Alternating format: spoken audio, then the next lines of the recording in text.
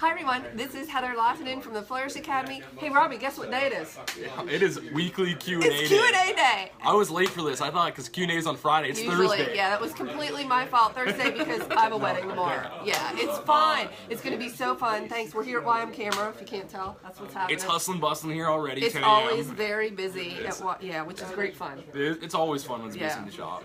All right, so we have a bunch of questions, and could you start? So I put your name in front of the questions. That's awesome. Yeah. All right. Okay.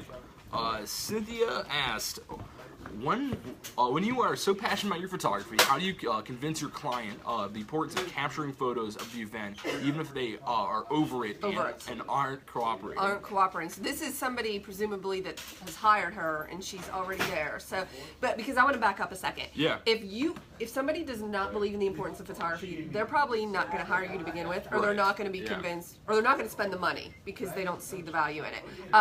If they've already hired you and they're over it, I mean, people get tired and it's exhausting to be a supermodel, I guess, if you're on the other side of the camera. You just have to use your personality to keep them engaged and get what you can, but you also need to know when to walk away. Like Kenny Rogers says, you need to know when to walk away and you need to know when to run. Yeah, it is right, yeah. Do you even know that song, Robby? I do. Okay. You know hold and know when to fold. Okay, I'm good. Sure. I'm hip. Yeah. All right.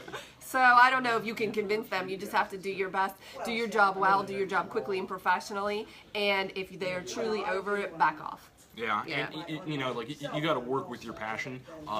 Stay passionate, stay focused, and your clients will come. Yeah, That's absolutely. what you got to do that. All right, so Carrie asks, my D750 3 times now is giving me the error. This file cannot be displayed. Uh-oh. You mind if I take this one? Yeah, and she says, I'm not sure if this is card error or camera. She's using 32 gigabyte SanDisk Extreme Pro. What do you think? Pretty crazy. 32 gig cards in the Nikon D750. There was like a compatibility issue. People were buying D750s with me, and UHS-1 Class 10 U3 cards for a period of time were having errors in the D750.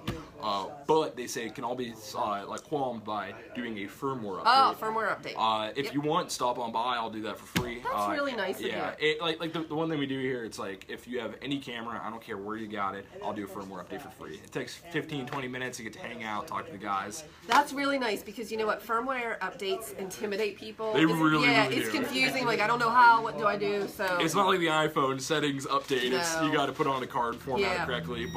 But check that and then maybe invest in 64 gig Try cards. a different card. Yeah. So we'll. But honestly, shoot me an email or give me a call. We'll get that solved one way or the other. Yeah, and you know what else I like to tell people is that if you're not sure if it's the camera or the card, just try a different card and see if it still happens. You know, memory is inexpensive and it's so cheap. Yeah, like get good lifetime warranty memory, but just have a lot of cards. Like I know a couple photography studios that order 10 with every new camera and just swap them out. You know, on the wedding day. Yeah, absolutely. You know more about that. I order a bunch of cards and I go through them yearly. I try to buy new cards, but that's because I'm a wedding photographer. Yeah. And I'm insane. If I were portrait, I would still do that, baby, not as much.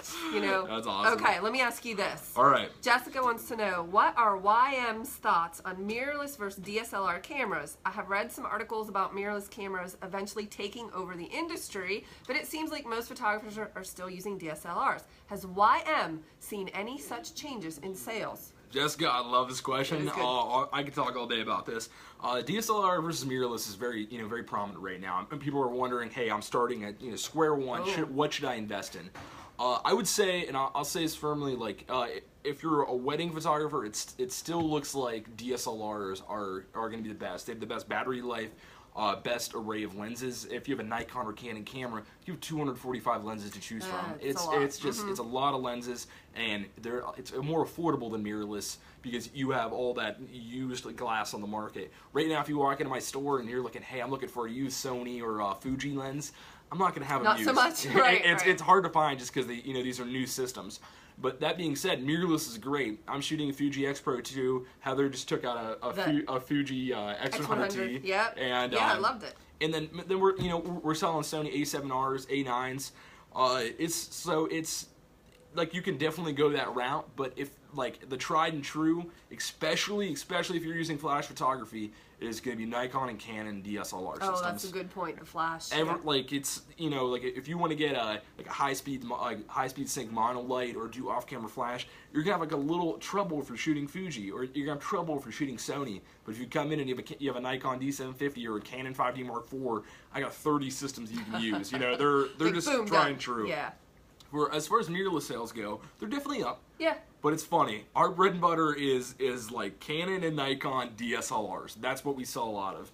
They're saying that mirrorless is like more of a coast thing, but it's like making its way inwards. Okay. But it's kind of crazy. Like I had a Sony A7, so everyone was talking about mirrorless, and I said I'm gonna buy it. I want to try one out so I can inform my customers too. Oh, okay. Used it for a year. Like I loved it. Really good image quality. The lenses were super expensive. My battery life was about 350 shots. Oh. You give me a D750, I'm getting... Oh, a whole wedding. A whole wedding. I'm telling you, like, yeah. like, that's just a nice thing. But, like, don't let me, like, you know, scare you Influence mirrorless. you, yeah.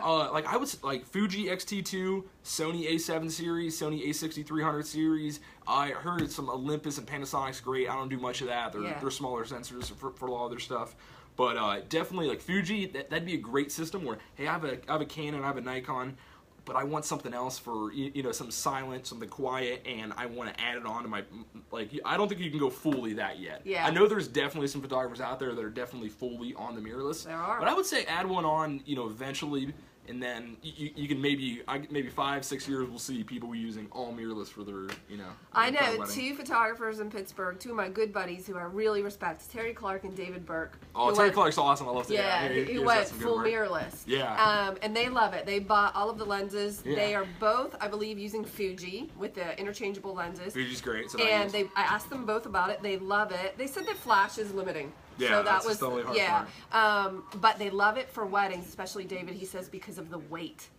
That's a big deal. He's one of the few, and he's very progressive. Like, he's on the cutting edge. He's one of the very few I know, beyond locally even, that has switched completely, and he's a wedding photographer. Good for them. That's awesome. So that would be interesting to just see how it sort of plays out. We gotta get, I'd love to talk to them, you know, and see their thoughts, but, you know, like, maybe if you are starting just completely fresh, and, you know, you got a big budget with it, like, you want to pick up some lenses in your body. I don't know, I don't know. But it seems, but for sales-wise, it seems like we're doing a lot of Canon and Nikon and DSLRs. Still the DSLR. That's still the bread and butter for us. Yep, that was good. Okay, can you hit that one? I can.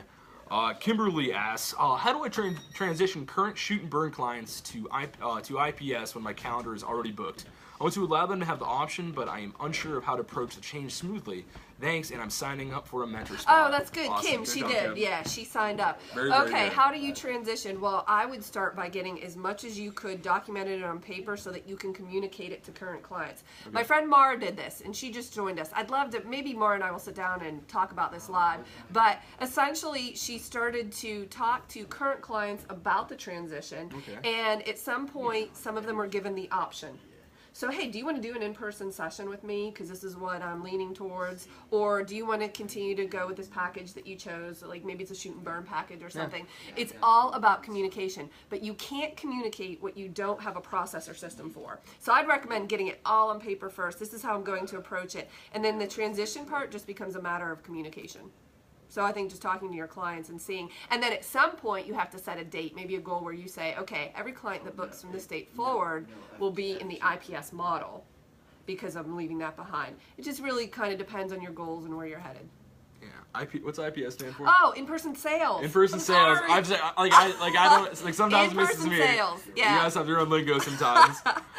All right, go ahead, Heather. It's one of those acronyms, you know, everybody uses all these acronyms. Okay, Jessica says, how much information do you include on your business cards? Should I include some of my best photos, a picture of myself, etc.?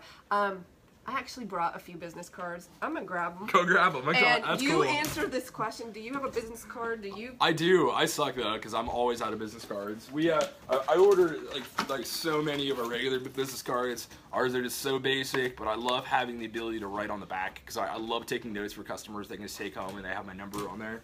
But I have personal business cards too. I'm just literally always out of them. I am too. Heather, I guarantee you that I'm going to show, like, I have a cute one that has like a little camera on it. It's really nice, but Heather's going to blow blow us away with Okay, her this is already. this is my current Weddings by Heather business card, and it just says on the front Weddings by You hold that Heather. up. I'll hold that Yeah, up for thanks. there. Look at that. You guys got to see that. It just says Weddings by Heather, and it has my, you know, obviously website, and then it says Celebrating Love and Photography.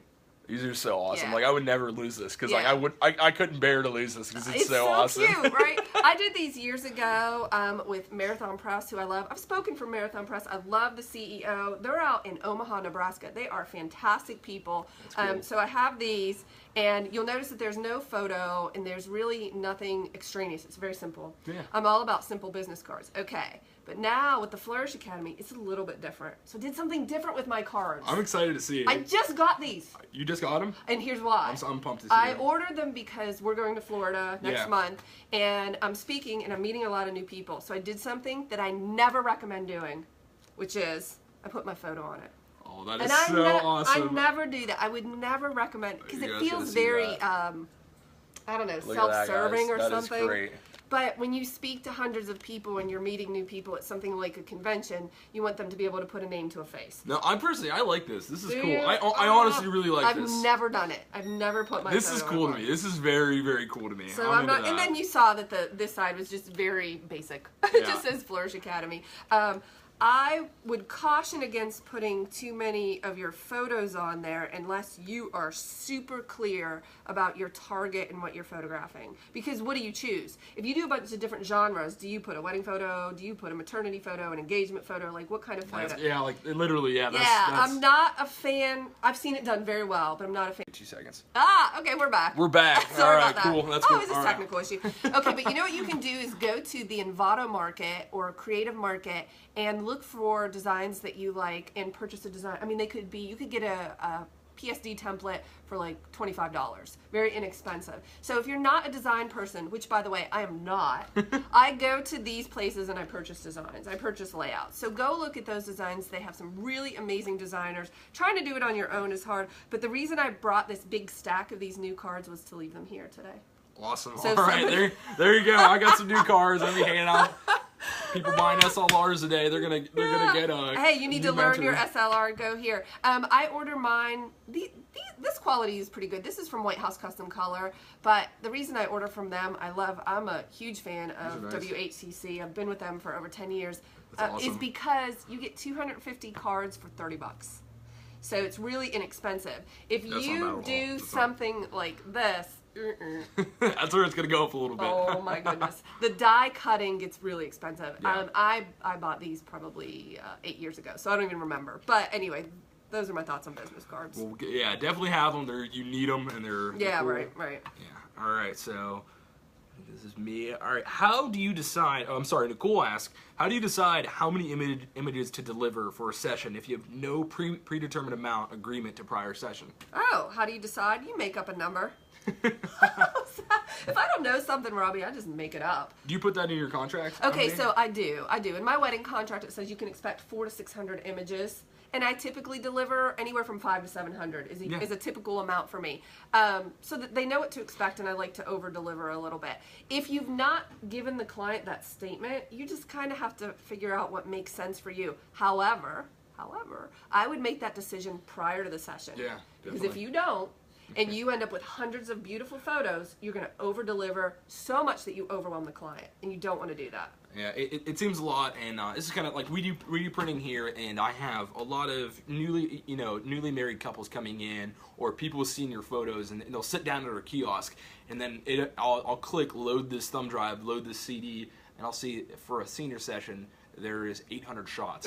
What do you like? And like that. That's a lot. That right away, you're gonna overwhelm. Like they're overwhelmed. They don't know what to do. There's 6 of them going like this, and this. You know what I mean? Like which one do they choose? So yeah, I think it's definitely important to not narrow it over-deliver. down. I've talked about that in the past because what you're asking your client to do at that point is call your images, and that's your job. Yeah, that's what they paid you for. That's a great point. I never I realized that. photographed my niece's engagement recently, and I said to her, and I did it for free, she's my niece, and I said, hey, how many photos would you expect from a session like this? She's not into photography. Yeah. She's never had a photo session. I don't even think she did senior photos, and she said, oh, I don't know, maybe 15 or 20. That was her expectation.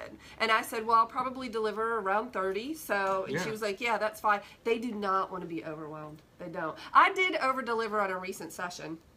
Really? Yeah, yours. Yeah, I was so happy. Heather did my engagement session. I looked at them every single morning and every single, like, before I go to bed. I kept trying to narrow it down, and it was like, it's so pretty. So I probably the most special moment of my life. Okay, that was awesome. All right, we're down here. All right. Mary Kate, when you renumber your images when exporting out of Lightroom, is there a way to identify which newly numbered image pairs up with the original file number? Oh. Also, is the only way to filter on black and white images in Lightroom to tag images with keywords like black and white and then filter accordingly? Hey, thanks so much. Yeah, those are good questions. Okay, when you renumber out of Lightroom, presumably you're renumbering the original files. Yeah. So you have these raw or your original JPEGs, you select them all, you renumber, then you export to a separate folder. Those numbers will match up because you just renumbered the originals. So that should be no problem. Regarding the black and whites, there are a couple different ways to approach this. And I'll give you my rundown. I did a video on this. I can't remember if it's on the blog or maybe in my paid course. But essentially, I select them all. I create a new collection that I call black and white. I put virtual copies of those photos in this collection. Okay, now think of this. Collection is a virtual folder. This virtual folder, which means it doesn't exist. Virtual. There. All of the virtual photos are in it. Those photos don't even exist. This is like crazy, This is great. I'm learning. This is cool. Okay, so we have this virtual folder with all of the photos that are virtual. They don't exist anywhere. Good news, they're not taking up any space yet. Okay, I go into that virtual folder and just turn them all black and white really quickly with a preset. Easy, right? Yeah. Select all and export, and that's when the photo actually gets created and is now on the hard drive. Okay, so I deliver the black and white and the color to the client, right? Yeah. I can delete the black and white on my hard drive because I still have the virtual copies in Lightroom, which means if I need to regenerate them, I can. But this saves space. I don't have two versions of these photos on my hard drive taking up all of this room. So I export them to create them, deliver them, then delete them. But I still have them in Lightroom. All right, well, like that was actually super interesting, and I'm going to request that Heather makes a video or link to a video on that because I want to learn more about that. Yeah, that's helpful. That's really cool. I didn't know you could do that. I do everything virtually and then export and deliver and then get rid of it. Right. Hey, how is your vision? Because Valerie has a comment. Can you? Oh my gosh, Valerie, I'm looking for a device that will wirelessly transmit my images from my camera to iPad Pro for viewing on the spot, more for headshots. I have a Lightning card reader, so what you can do, if you can switch to micro SD cards with the adapter in your camera, then you can put the micro SD card right in the card reader and they'll all populate right on your photo gallery. That'd be an option, but it depends on what camera you use, because there's this other thing I can get in, I think it's called like a Cam Ranger, that adds Wi-Fi to your camera. But like, no, talk to me, Valerie, there's a couple options we can do. We can definitely do it, because I know people that do it. Or you can get the new Nikon D850, because it has Bluetooth built in. Val, don't you shoot, I think she shoots the 810. 810? Yeah, so 810's a little hard because you have CF cards. Or are you on the 750? I can't remember what she shoots. I'm going to talk to you because we have a couple options either way, so that would be cool. That would be good. Okay, will you take that one? All right. Chanel, Chanel asks, do you show clients proofs? How many? Are they lightly edited? I think I show too much on the back of my camera during shoots, and clients say, I want to see all the shots. And obviously, that is a bad idea. I'll show a client on the back of the camera, get really excited, great light. Yeah. I'll say, look, and it gives them confidence because they say, how often have you looked at a photo and they're like, wow, I can't believe that's me? Which I love, because then they During get our session, you did that to me, and I'm like, and that's still so much confidence. I'm like, wow, that looks good. I look good. Really good. Yeah. So I do show them on the back of the camera. Do I show them proofs? Never. Negative. No, I'm not showing them proofs. They are only seeing the finished product. Now, I know some people that do this, and that's based on their business model. That is a personal decision based on how you want to run things. I don't like it, and here's why. If you show somebody a proof, you are asking them to envision what it could potentially look like if it were edited. Well, they don't know Photoshop and Lightroom, so they don't have the same vision that you do. So they don't even know. They don't know what it could look like. So you can't expect them to see that. Now, I do know some people that do like basic edits, get a really clean image, show those, and then significantly Photoshop the ones that say go in the album, or the ones that they order. Yeah. I decided early on I wanted clients to see just the absolute best, and I get the final product. Yeah. And so I got really efficient at editing. So it doesn't bother me to edit a session. Oh, this is a good point. Bonus material. Bonus material. You're getting bonus In my opinion, when I'm teaching Photoshop and Lightroom, any session besides a portrait session, besides a wedding, any session, you should be able to fully edit, Photoshop, retouch, and deliver in an hour. You should be able to have it done in an hour. If you can't, then we just need to learn more. That's it. We just need to learn and practice and look at our systems and processes. Weddings, I can get a wedding done in 8 hours. That doesn't mean you sit down and do it all in one chunk. You know, you might do a couple here and a couple there. So 8 total hours. 8 total hours. Usually it takes me about a week because I do it over the course of the week. That's awesome. But then it's done. If your numbers, and I have some friends that are like, I know their heads are spinning right now. There's no way I spend so many hours on a session. It could be because you're still learning and you're maybe exploring your style, but once you nail that down, you should be able to deliver. That's awesome. Not that you would deliver, not deliver, finish. You might tell your clients you'll have these in a week, but you might get them done the next day in an hour, and that's fine. But regarding showing them proofs, that's not my style, but I do know some friends that do it, and that's okay. I don't have a problem with it. But just saying, I learned so much during these videos that I think I could start a photography business. Good. I don't know. I'm gonna ask you this. Cool. My buddy Dave says. What's up, Dave? 20 by 40 dance floor, high ceiling, semi-white walls, using 2 speed lights, 1 on each corner of the dance floor. Should I use the Magbounce or the Magsphere? Also, I have 1 speed light on camera. Again, which modifier? You have any thoughts? So Magbounce, I would probably use like Magbounce. Or actually, I can go either way on this because like you're shooting straight up with the with the Magbounce, and then the sphere would be good too. I mean, just because it is diffuse. Like I don't think like maybe having 1 and 1. So 1.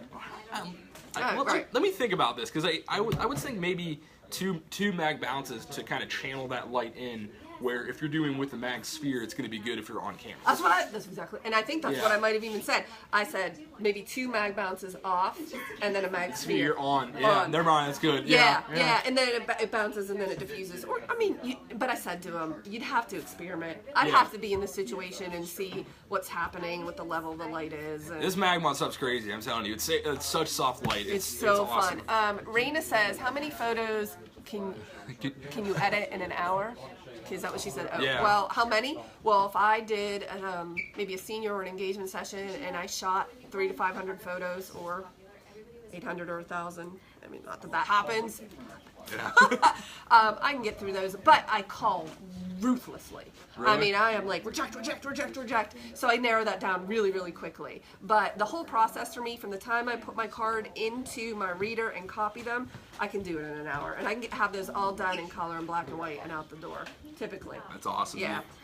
Okay, can you take this? All right, Rachel has a good question here. After I edit my photos in Lightroom to where I'm happy with it all, when I post on Facebook and look at them on my phone, they look slightly different than they do on the computer. So then I wonder how the print will look compared to the computer. Yeah, good. Any suggestions on how to ensure you end up with a product that looks close to how it does on the computer? I feel like I'm missing something or have something to learn. Oh, perfect. Okay, number 1 is you want to make sure that your monitor is calibrated.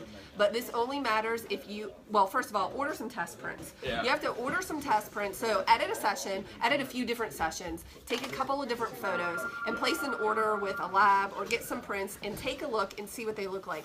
If they come back looking as you expected, then you're good. You don't need to do anything. But if they come back and you're like, whoa, that looks totally different from my monitor to print, then you need to calibrate. I'm going to come back to the Facebook thing in a second, but you have... I have this. I have the Color Monkey display calibrator, and this one comes with the Color Checker Passport Pro.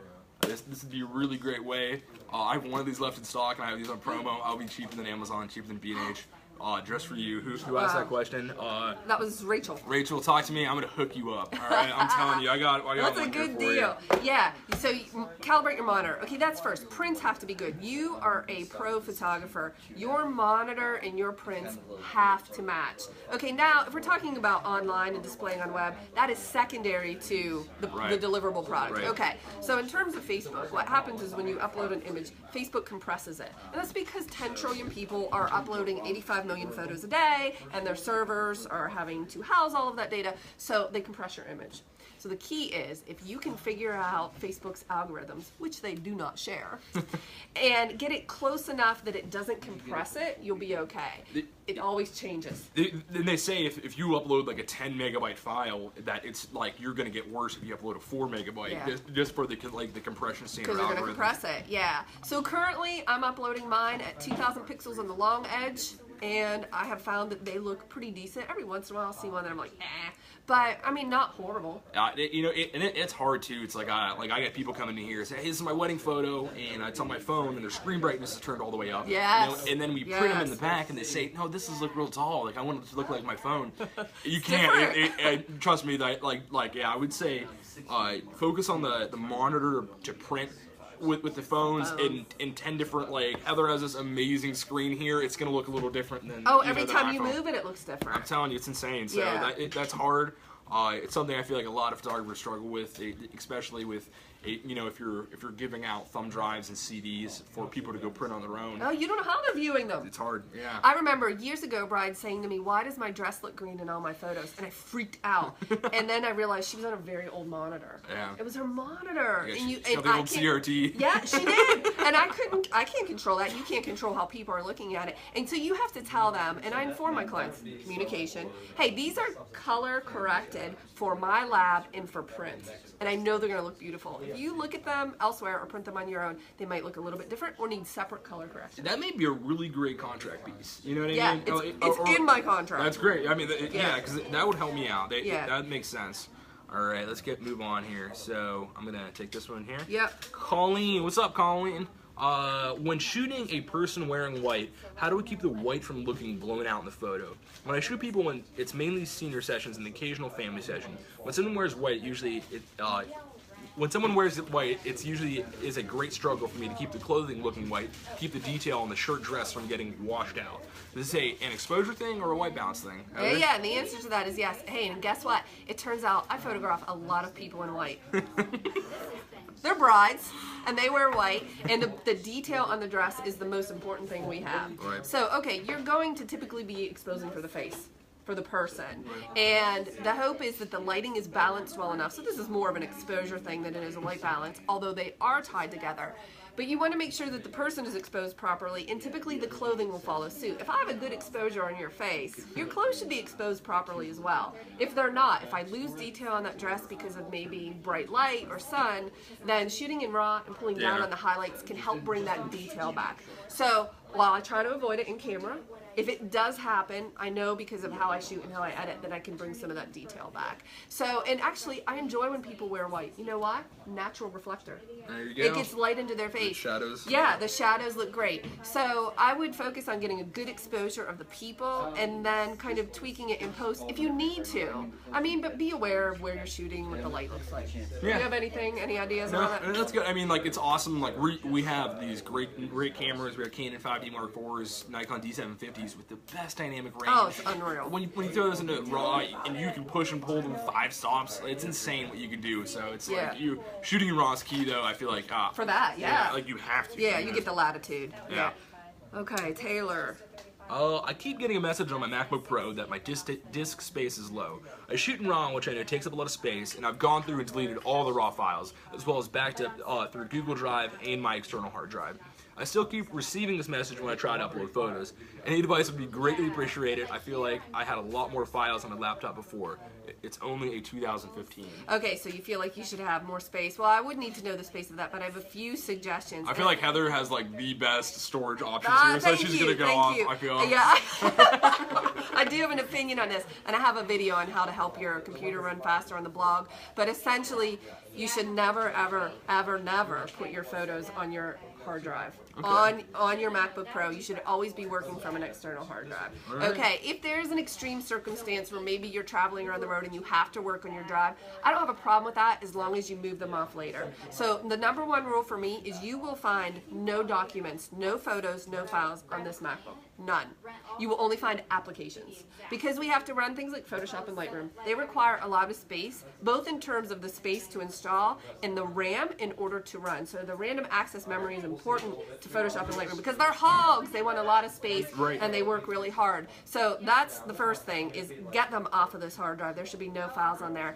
But also, if you do put files on here and you remove them or delete them, make sure you empty your trash, because it will still keep a record of that file, and it still takes up space. So it's just like your phone. If you delete a whole bunch of photos on your phone because you're getting a warning, and you still get that warning, you're like, what? I just deleted 1,000 photos. Empty your trash. Empty the deleted because they're on there. So those are two key things. So external hard drives, you're spending $3,000 on your camera. You're spending $1,500 on each of your lenses. You're spending hundreds of dollars on your flashes. Get a good SSD hard drive. There you go. Don't get the spinning ones. Get the SSDs. They're faster, more reliable, and no moving parts in there. Craig and I just did a video on that. Did you see? We did a video talking about SSDs. SSDs are the best because like you don't want any spinning parts, just because like if those get banged up, you're gonna throw them in your safe or something like that. Yep. And we said in theory an SSD and even a rugged drive should last a really long time. Right. Yeah. Just no moving parts. Do you have any idea what a 1 terabyte SSD costs these days? Like 3 years ago, if you would ask me, I'd like over like a couple $100, but like they're not that bad. I think it's under 100. Yeah, that's awesome. Yeah, that's go on to Amazon. Well, you know what? We'll grab a few from Amazon and post a link below. That's the great. Ones that we like. Yeah, and they can 100%. It's cheap. That's the way to do it. Okay, last question I'm going to ask you is, my friend Heather says, I'm wondering what to do with a camera that has gone bad. Is there such a thing as selling it for parts? Is there anything you can do with them besides throwing it away? Don't throw it away. All right. Very first thought. Bring it in. Don't throw it away. We'll give you cash for it or give you trade in. We sell for parts all the time, and we have vendors looking for cameras for parts. I did not know this. So don't throw them away. And there's a lot of cells and batteries in there too that can be harmful if you do throw them away. Oh. We're safe here at YM to dispose cameras, responsibly for the environment. We're responsible people here, but broken lenses, broken camera bodies, we'll give you a trade-in value. We'll give you a gift card. We'll give you something. Oh, that's nice. Yeah. So Heather needs to make a trip out here. Yes. Okay, that is all brand new information to me. Yeah, it's crazy. I did not know that. Lenses on eBay, like for our certain sellers, you'd be surprised what you can get. Wow. Like if you do an eBay listing and no reserve or anything, wow. It's just a 5-day listing. But if you want, come on in.